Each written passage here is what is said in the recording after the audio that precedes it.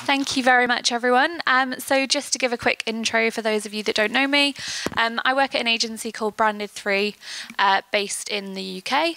I look after the creative, so we're an SEO agency. I look after the creative side of it. So I have the PR and link building team, content, design and development. And I do a fair few conferences and training sessions. And without a doubt, the biggest question I always get asked is kind of, how do you come up with ideas though? For campaigns. So that's why I thought I'd do that as the topic of this conference. If I speak too fast, feel free to gesture at me. I am known to speak fast, so just wave and I'll slow down. Or if you don't understand anything, just let me know. We have a perfect translator for if anything that I say in my horrible English accent doesn't make sense for everyone. I will not be offended, don't worry. So to take you through this today, this is essentially the process that we use to come up with ideas. So this is what I'm going to be taking you through. All the different steps that we do to come up with the kind of campaigns that we do. If anyone was here for Kirsty's talk earlier, we work in a very similar way. So the kind of links that she was talking about, so working with media publications and journalists as opposed to necessarily bloggers or any of the more low-level sites that you might have done in SEO maybe 5 to 10 years ago. It's very much the big sites that we know have an audience and can send traffic to us. So that is what this process is about, trying to reach and trying to get the links from. You'll notice in the title, I didn't just put it about links, it was about how to engage your audience as well. Because actually, although links are still important, I think ultimately what's important is finding our audience and reaching them, because that's the only way we can actually get them to convert. So this is what I'm going to be taking you through today. So the first step is finding and understanding your audience. This is always where we have to start, because if we don't understand who our audience is, we don't have a chance of actually engaging them. So this is our starting point. One of the things that really frustrates me is when people kind of forget that we're marketing to people. So a lot of people start to say, you know, we need to get this many links, or we need to get this many page views or users to the site. But we're marketing to people. We need to remember that, and we need to treat people like people. You know, you're a person, I'm a person, I've got interests, I've got reasons that I would share or engage with something. That's the kind of stuff that we need to be tapping into. So we really need to understand who these people are that we're engaging, rather than these numbers that we want to hit. So these are the three main questions that I always want to find out about my audience before I get started on anything else. So first of all, who are they? So things like demographics, psychographics, you know, where are they based? Is it an international campaign that we're running, or are we looking at one particular country? We need to understand that first of all. And then, where do they hang out online? Probably not the best phrase. I haven't thought of a better one. But essentially, you know, what websites are they reading? What news publications? Which social platforms are they engaging with? It's going to be different for different audiences. Are they still big forum users? Is that something that we actually need to include as part of our strategy? And then also, what are they engaging with on those platforms? What are they interested in? Where they hang out. And once we know the answers to those questions, we can start to understand how we reach and engage them. So this is how we find out that information. Paid teams, I have learned, so we used to be quite separate in that I was on the organic side of the business and we had like a paid PPC team as well, but we didn't have that much crossover. But one thing I learned mainly from coming to conferences, to be fair, and seeing some PPC presentations, is that actually paid teams have the best audience data by far, mainly because they're paying to reach them, so they have to know they're reaching the right people. Otherwise, there's going to be some pretty serious questions about why their campaigns aren't converting, why they're not getting the traffic and the leads that they're supposed to. So my biggest advice is make friends with them. So if you've got a PPC team within your agency or within your company, have a chat with them if you haven't already and get all of their data, because the stuff that I'm going to go through that I'm suggesting that you do to make sure you understand your audience, they may already have that. So there's no point you duplicating. Have a chat with them, see if they've got what you need. But I'm going to take you through some of the channels that I look at. So the first one, and probably the biggest one, is Facebook. As we know, especially with the stories that have been coming out lately, Facebook has a lot of information about us that we have either intentionally or maybe accidentally given it, which is awful as a person to know, but as a marketer, it is useful for us to know. And there's different ways that we can explore our audience through Facebook. So we can explore website visitors. So we don't just have to explore people that have actively liked our page or followed our page. We can use the Facebook pixel and put that on our website to see information about everyone that visits our website. How many people already have the Facebook pixel installed on their website? A few? Everyone else do it. It's free. It's free data and information that's going to help you make better decisions, not just about content, but about so much stuff. It's really important. And you can also segment it. So it's not just necessarily all website traffic. You could just look at, say if you're an e-commerce company and you have men's and women's fashion, you could just look at the people that visit the men's fashion pages versus the people that visit the women's fashion pages, because the chances are those two audiences are quite differently. So you can still segment it and understand that kind of thing. What we can also do is we can look at our customers and our CRM data. So we can upload a list of email addresses for all of our customers or people that have signed up to our newsletter, and Facebook will then match them up to their Facebook profiles, and then we can find out that information as well. And then we can also do the traditional people that have liked or engaged with the page. But don't just go to the default of just looking at this one. Make sure you take advantage of all the options that Facebook is giving you, because otherwise you're only seeing half the picture, because a lot of your audience and your customers may not have actually taken the step to like you on Facebook, but you still want to know about them. You still want to understand who those people are because they're still valuable. And then once we've done that, this is the kind of things that we can see for anyone that doesn't already use the Facebook audience platform.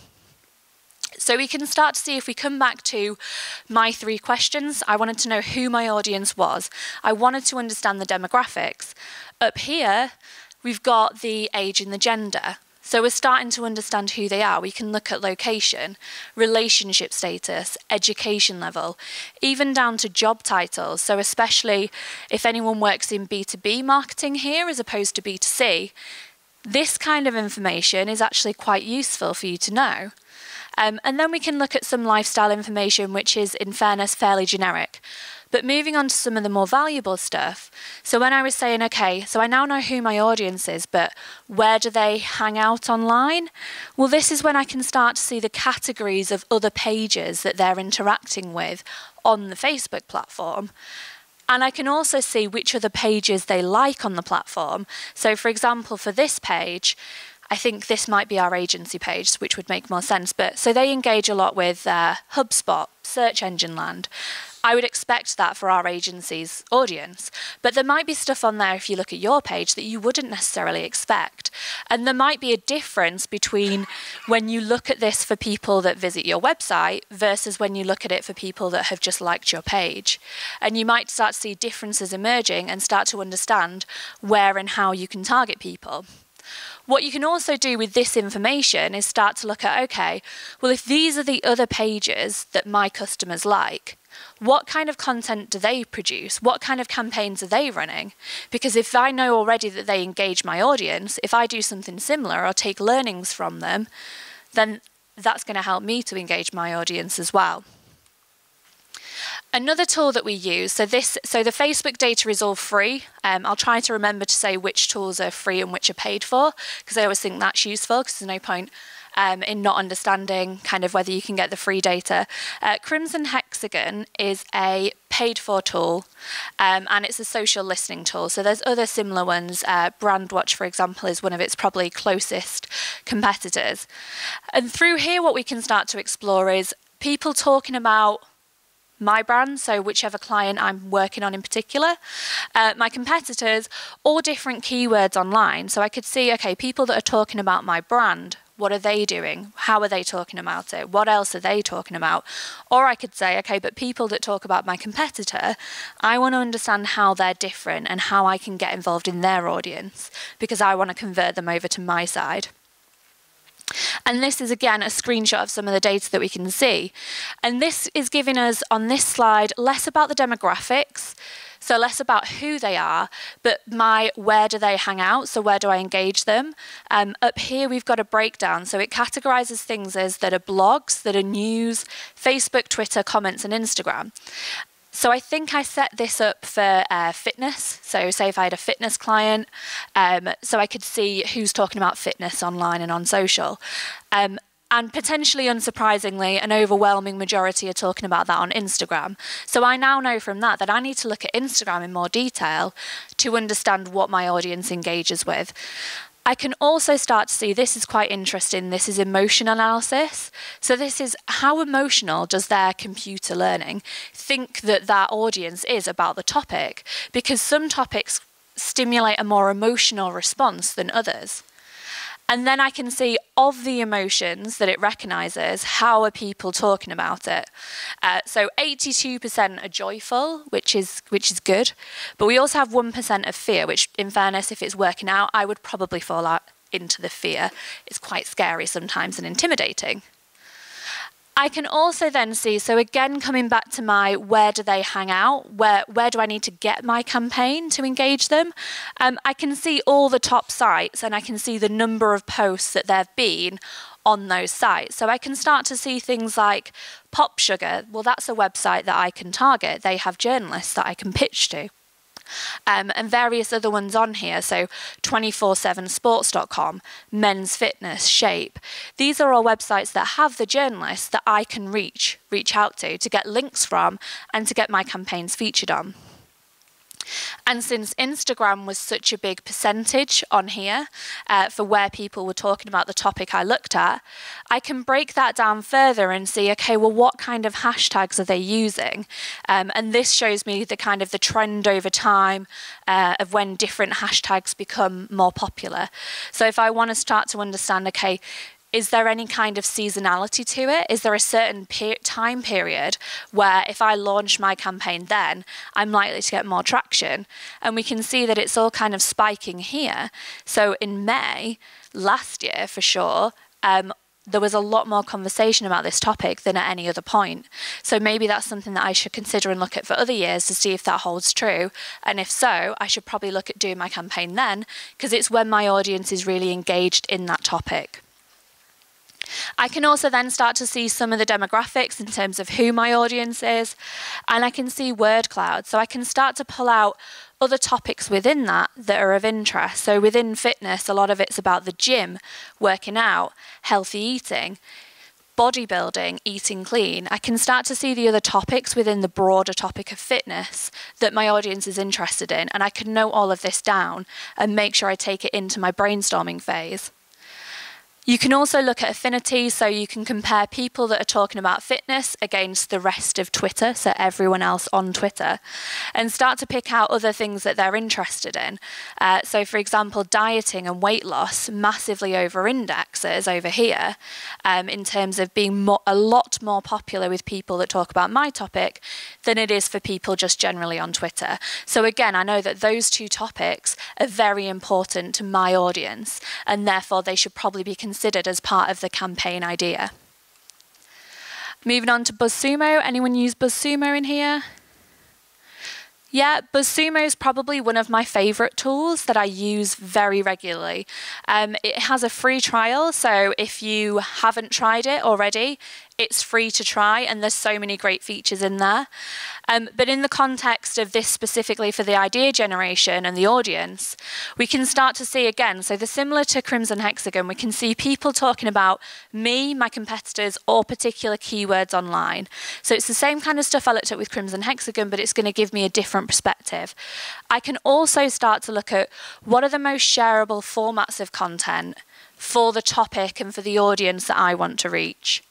So this is this kind of thing that I can put in there. So say if I've put in workouts, because that came out of my research as being a topic that people interested in fitness are particularly interested in, I can start to see all the most popular articles that have been shared around workouts.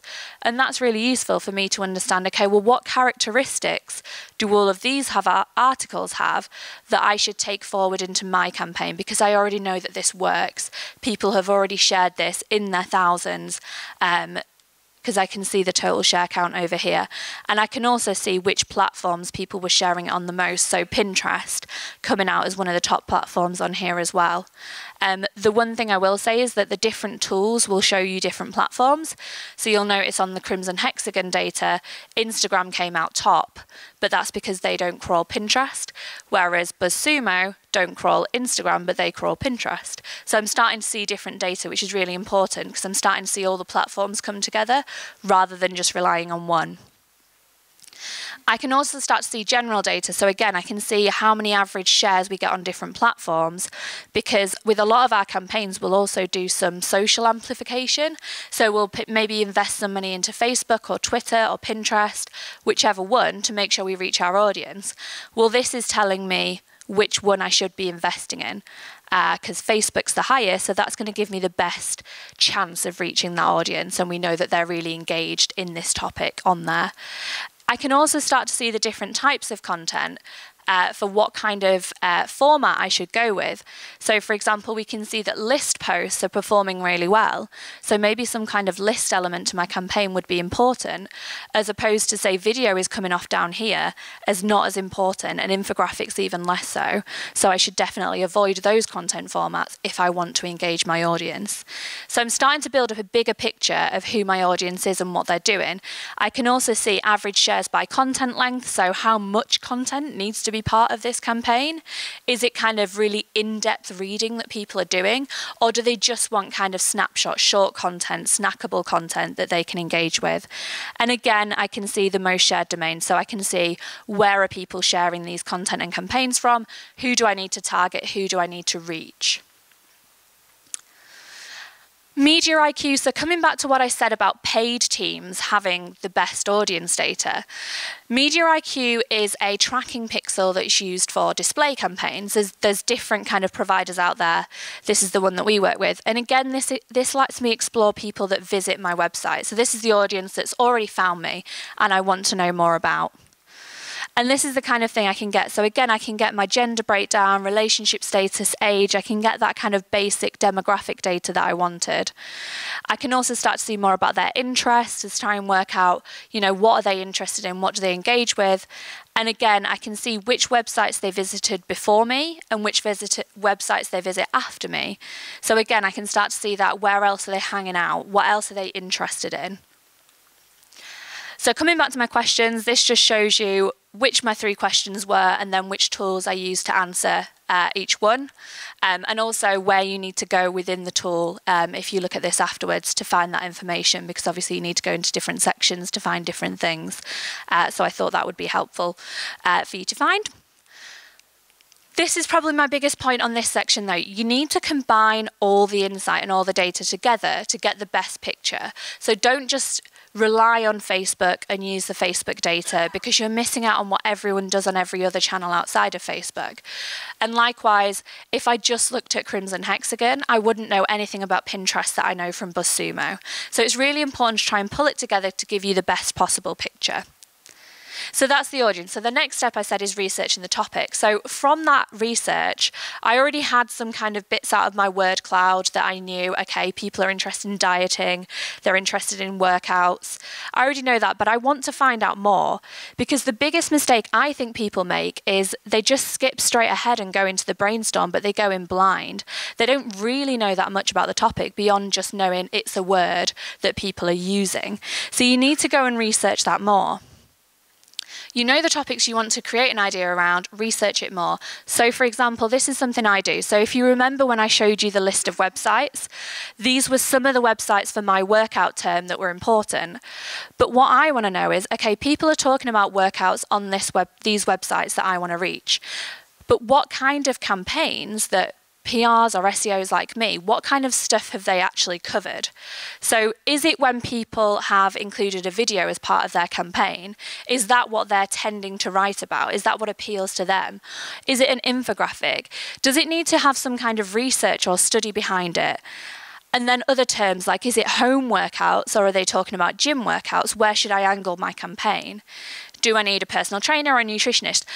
And this is, I'll show on the next slide how I do this. It's just by using simple site searches in Google and then adding a keyword to see how many pages are about that topic.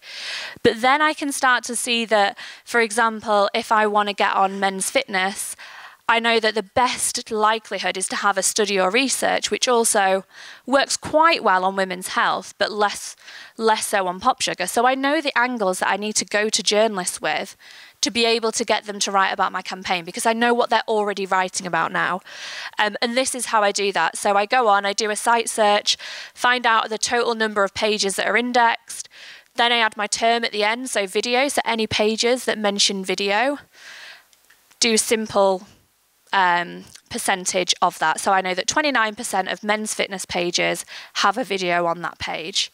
So I can start to see what's most likely in my campaign to get cut through. I've done my research into my topic. I'm not going into my brainstorm blind. The next slide, sorry, was someone taking a photo? I'll go back for a sec. It's always the most frustrating thing when you get your phone out to take a picture of a slide and then someone moves on and you've completely lost it. Good. So the next stage is the brainstorm, which a lot of people in the kind of idea generation, they put all their emphasis on this. But what they tend to do is they go into a meeting room that looks something like this. And everyone sits down and everyone kind of stares at each other because everyone's waiting for someone else to come up with an idea first. And you sit there quite awkwardly because you don't have an idea yet. And then someone in the room does come up with an idea and they fall madly in love with their own idea and they only want to talk about that idea.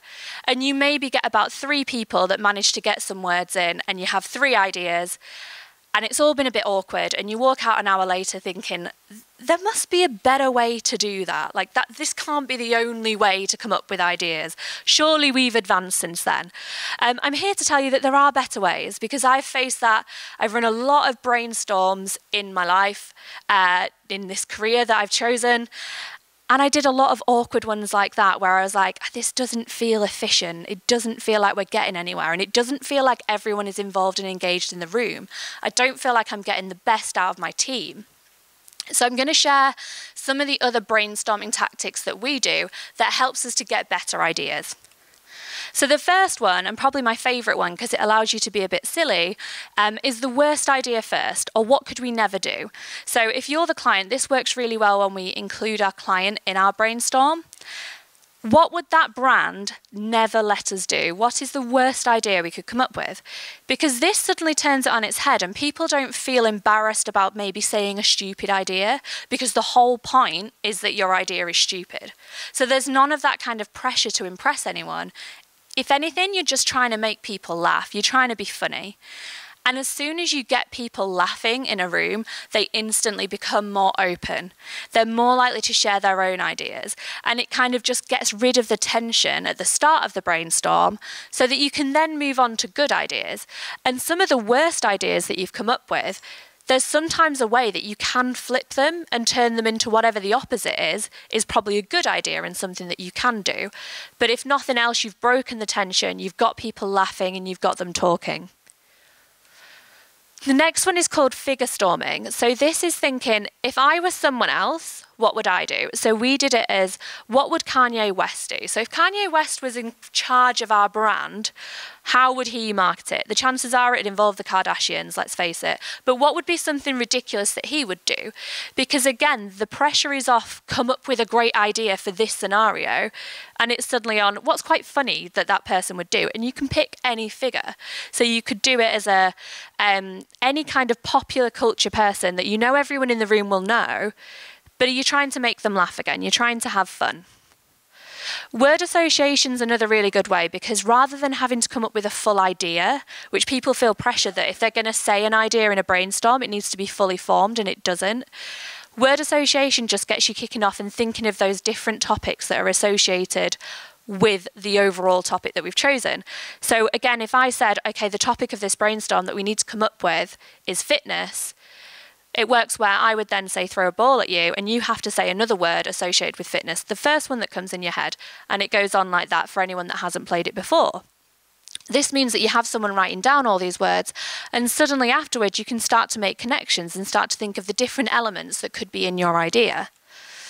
Time travel is essentially, if I was coming up with an idea 50 years ago, what would that look like? Or if I was going to do this 20 years in the future, what kind of ideas might I come up with then? Again, it takes you out of the place where you are right now and starts you thinking about other wider things that you could think of. Teleportation is very similar in that it's not what would I do right here, right now. It's maybe, okay, if I lived in the US, how would I look at this? Or if I lived in Japan or anywhere else, how might this topic look different to me? And is that relevant to my idea? This is also quite good for looking at thinking about the topic that I'm talking about. Does that look different in different countries? Because that in itself is some of the best link building that you can do, because if you come up with an idea that has a different angle in different countries, you can then get links from publications in all of those different countries as opposed to the one country that you were originally going to generate links from. So it means that you've got more angles and more areas to go at. Starbursting is essentially what is every question that people could have about this topic, and you just write them all down in the session and then start to think about, okay, well then what's interesting that people would also link to and people would share? Because once you understand what your audience might ask about it, you start to have an understanding of what they're going to engage with if you create it. And the final one, and this is probably my favourite one and the biggest breakthrough I had in brainstorming, is a process called brainwriting. Has anyone in the room heard of it before?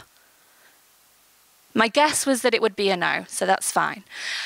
But this is a way that you could get, if you have 5 people in a room, you get 108 ideas in 30 minutes.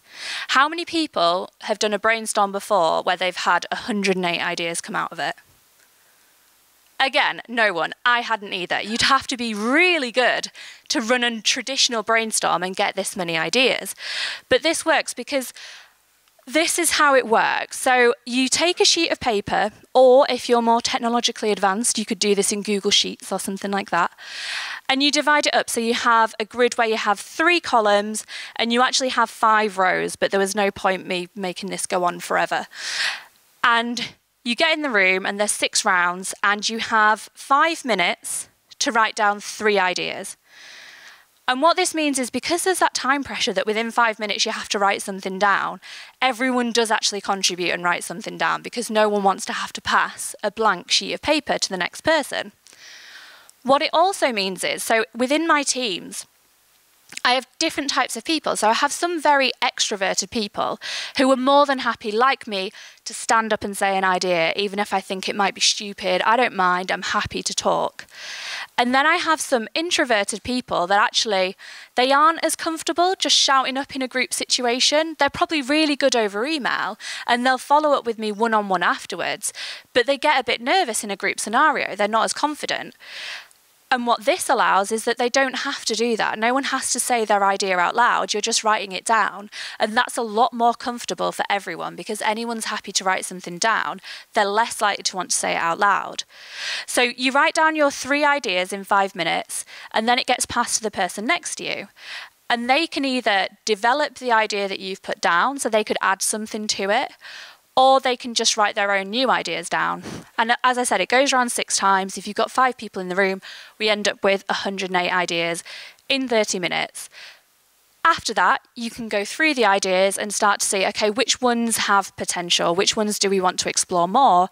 And then actually focus on those rather than the usual scenario I mentioned where you end up with maybe 3 or 4 ideas that you're kind of stuck on and you're picking the best out of 3 or 4 rather than the best out of 108. My other tip for brainstorming is make sure you share your brief and audience information beforehand, because otherwise, again, people are going in blind. If you do it before, they've got time to digest it and understand everything you know about the audience that you found out.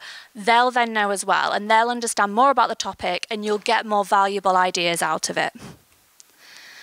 So once we've done the brainstorm, the next step is more research, because as you may have guessed, I'm obsessed with research and making sure that we know that things are going to work. So we've got some answers that I want to, some questions that I want to be able to answer before I pitch my campaign any further. First of all, has it been done before? You'd be surprised the amount of people that come up with a really great idea only to find out that actually someone already did it last year or last month. We've had this where it's really awkward because someone launched it at the same time as us and there's not much you can do about that. But if it's actually already been done before, you should know that.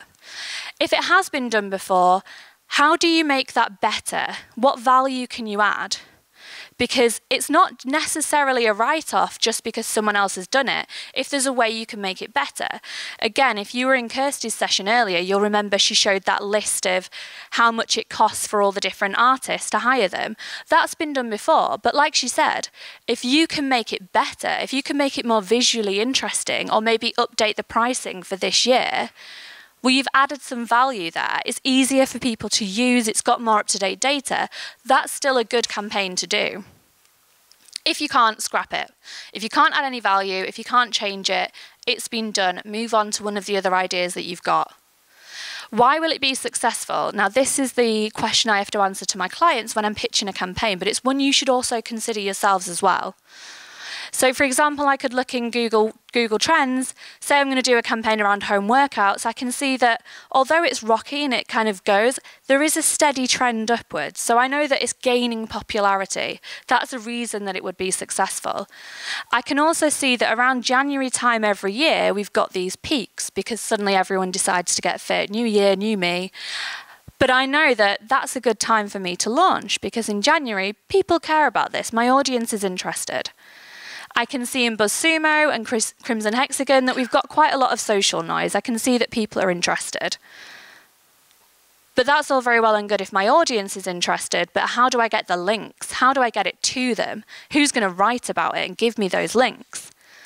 Well, in Crimson Hexagon, as I said, I can filter for news and blogs that have written about the topic. So I've instantly got a seeding list, a media list of who I can contact to write about it. In BuzzSumo, I can do the same thing. So remember how I showed you all the articles that have been written?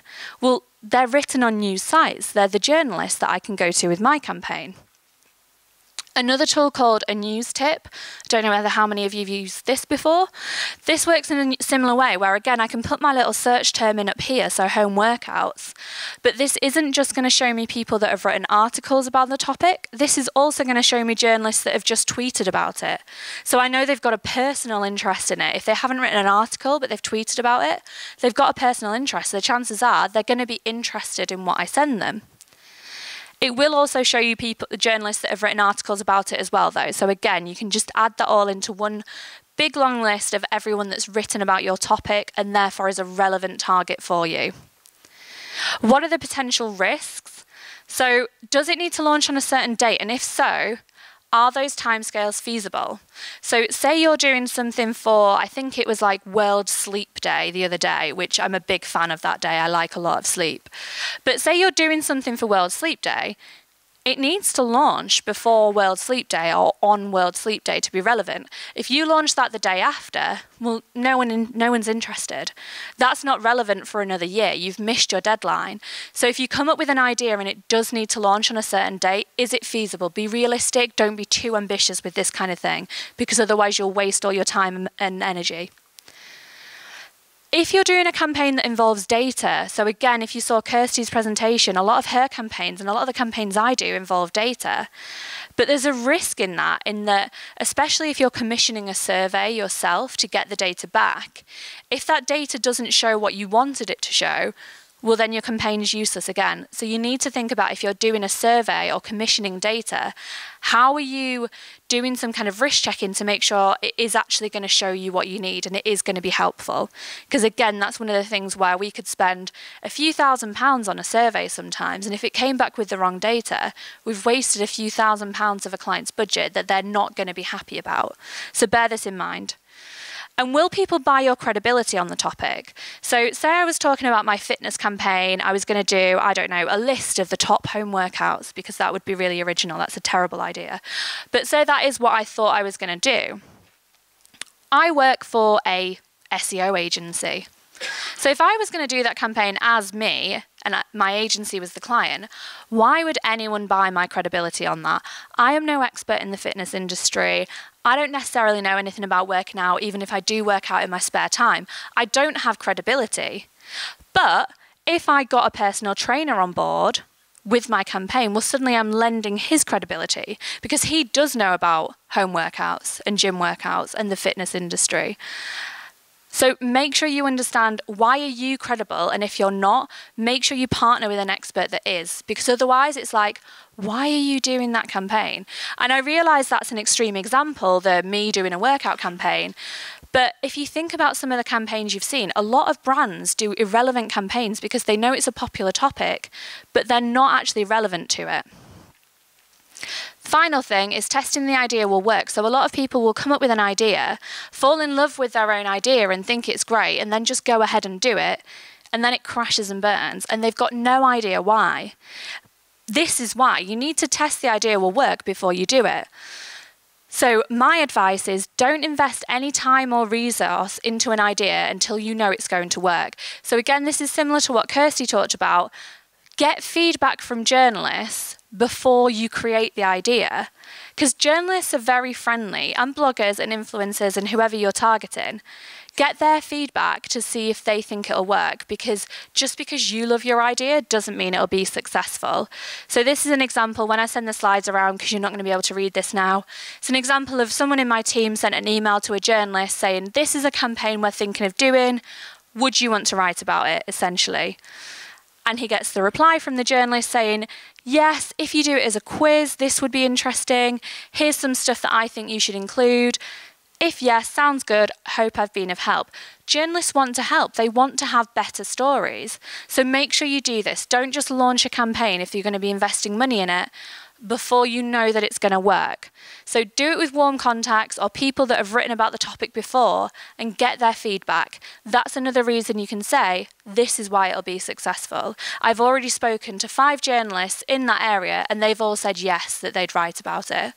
You know you've already got at least 5 links, and hopefully from really high authority sites. And finally, go forth and conquer. So make sure you use all the knowledge and the research that I said that you should do to contact those people. So when you contact them, say, hey, I know you wrote this article before. This is why I think you'll be interested in my campaign. Don't make them do the work and find out why you're contacting them and what it has to do with them. Show them you did the research for a reason. It'll help you get a better response rate, and it'll help you get more links and more coverage. So in summary, this is the process that I go through. I hope some of you will try it, and I hope that it works for you as well. Thank you.